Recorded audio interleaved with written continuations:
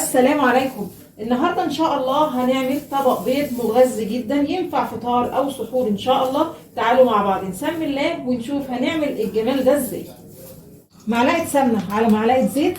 معايا هنا بصلايه، انا عايزه بس اصفر البصله. بعد البصله ما دبلت كده هجيب فصين توم وهرسهم مع البصل.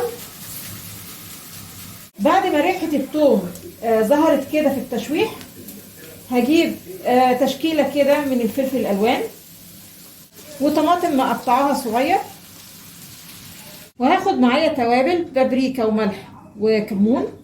اظبط الملح، ههدي النار وهغطي الطاسه لحد المكونات دي كلها ما تتسبك مع بعضها. المكونات خلاص اتسبكت.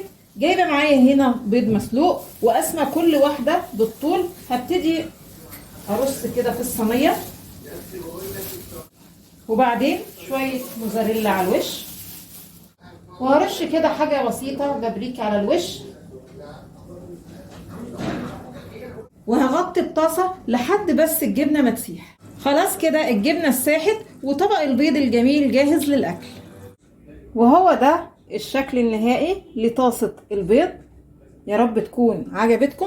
تعالوا بقى نشوف ايه الاخبار.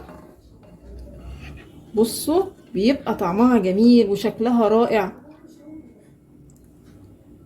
يا رب النهارده وصفتنا تكون عجبتكم، ولو عجبكم الفيديو فضلا الاشتراك في القناه.